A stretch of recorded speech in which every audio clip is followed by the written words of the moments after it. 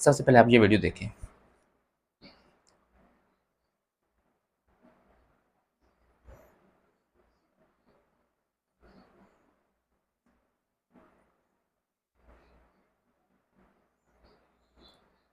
Sir आपने ये video देखी होगी। इस वीडियो के मुताबिक डक्की भाई जो कानून के मुताबिक जो ड्राइविंग है वो लैश ड्राइविंग कर रहे हैं। वो जो रूल ऑफ लॉ है उसके मुताबिक ड्राइव नहीं कर रहे और ड्राइव जो कर रहे हैं वो उसके दोनों जो पाँव हैं वो उसने गाड़ी के जो स्टीयरिंग के राइट साइड पे रखे हुए हैं और उसने अपने आंखें बंद की हुई हैं।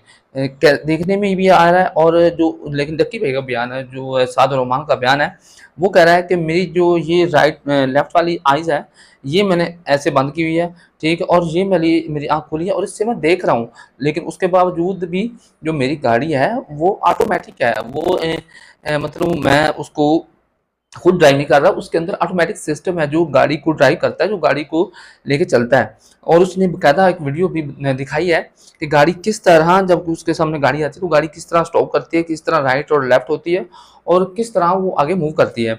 लेकिन ये मामला नहीं है, इसके बाद एक और उसके ऊपर भी एफआईआर दर्ज थी और वो एक ऐसा काम करते हैं, एक ऐसा इंकशाफ हुआ है कि वो एक गैर कानूनी ऐप्स हैं, गैर कानूनी ऐप्स को प्रमोट करते हैं और इन ऐप्स के अंदर क्या मामलात होते हैं, किस तरह लोग इसके चुंगल में फंसते हैं और किस तरह लोग इसका शिकार होते हैं, ये मैं आपको बताने जा रहा हूँ। सबसे पहले मैं आपको ये बताऊँ कि पाकिस्तान के अंदर बल्कि पूरी दुनिया के अंदर इतनी ऐप्स लॉन्च हो चुकी हैं, इतनी ऐप्स लॉन्च हो चुकी हैं, लेकिन ये ऐप्स लॉन्च करने वाले कौन लोग हैं?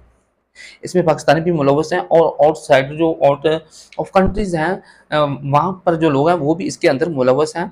और चंद दिन पहले फैसलाबाद के अंदर एक रेड हुआ जिसके अंदर पाकिस्तान मुस्लिम लीग नून के एक बहुत बड़े वज़रा थे, वो भी इसमें मुलव्वस थे और उन्होंने एक बाकायदा सेटअप बनाया हुआ था जहाँ पर लोगों को कॉल की जाती थी। वहाँ पर बाकायदा एक मुकम्मल निज़ाम था जिसके ज़रिए वो लोगों को अपने चुंगल में फँसाते थे। लेकिन सबसे पहले आपको बताता चलूँ कि खुदारा अपने बच्चों को, आप भी और अपने दोस्तों को भी इन चीज़ों से दूर रखें, क्योंकि सबसे पहले कोई भी एक चीज़ ऐप लॉन्च कर दी जाती है तो ऐप लॉन्च करने में कोई इश्यू नहीं है, लेकिन क्या वो कानूनी है या गैर कानूनी है आपको इसका कैसे इल्म? मुख्तलिफ लोग इसमें फंसते हैं। जी मैं अपना कोई कहता है जी मैंने $200 इसमें इन्वेस्ट किया है, तो वो दूसरे दिन तीसरे दिन $300 हो जाता है। कोई कहता है जी वो $400 500 हो जाता है। मतलब कि वो डॉलर इंक्रीज़ करते रहते हैं, लेकिन ये किसी को नहीं पता कि जब वो डॉलर इंक्रीज़ होते हैं तो वो आपके अकाउंट में तो इंक्रीज़ नहीं हो रहे, वो तो उसी ऐप के अंदर इंक्रीज़ हो रहे हैं। लेकिन जब आप उसको निकलवाएँगे तो फिर बताएँ। जब आप निकलवाने लगते हैं तो फिर ऐसा एक बहाना बनाया जाता है, एक ऐसा आपको मैसेज सेंड किया जाता है कि your account has been locked.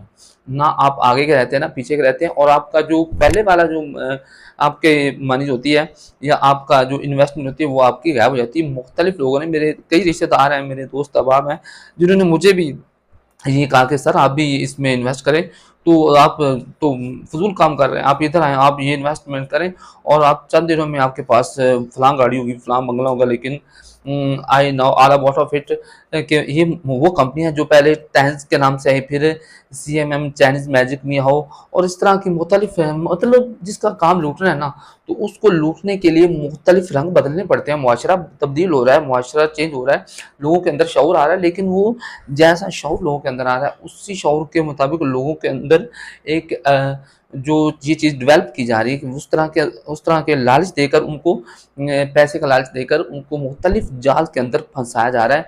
ये पाकिस्तान नहीं बल्कि पूरे दुनिया के अंदर ये मामला चल रहा है और खुदारा ऐसी चीज़ों से बाज रहें।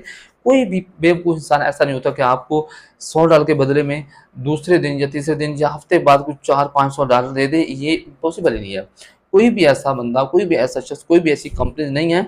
हाँ, सिवाय यूट्यूब और टिकटॉक के, वो भी आपको एक मुकम्मल एफ़र्ट और जद्दोजहद करनी पड़ती है जिसके एवज़ आपको कुछ मुआवज़ा मिलता है, लेकिन वो भी एक ज़र्रे-ज़र्रे के बराबर होता है और उसको वो एक कैलकुलेशन करने के बाद महीने के बाद आपको कुछ लमसम अमाउंट भी आपको मिल सकती है और उसमें बहुत कम अमाउंट भी आपको मिल सकती है। लेकिन ये जो ऐप्स हैं, जो डक्की भाई प्रमोट कर रहे थे, वो गैर कानूनी थी। ये कि जो कि रिपोर्ट्स आई हैं, तहकीकात हुई हैं और ख़बरें चल रही हैं, उसके अंदर ये वाज़ेह तौर पर एक ख़बर दी गई है कि डक्की भाई जो गैर कानूनी ऐप्स थी जिसके ऊपर लोग जुएबाज़ी करते थे, लोग पैसा लगाते थे और वो पैसे बाद में हड़प कर लिए जाते थे। तो आप हम देख रहे थे सोशल फिर पाकिस्तान में इस बार हमें अपनी दुआ में याद रखिएगा। अल्लाह हाफ़िज़।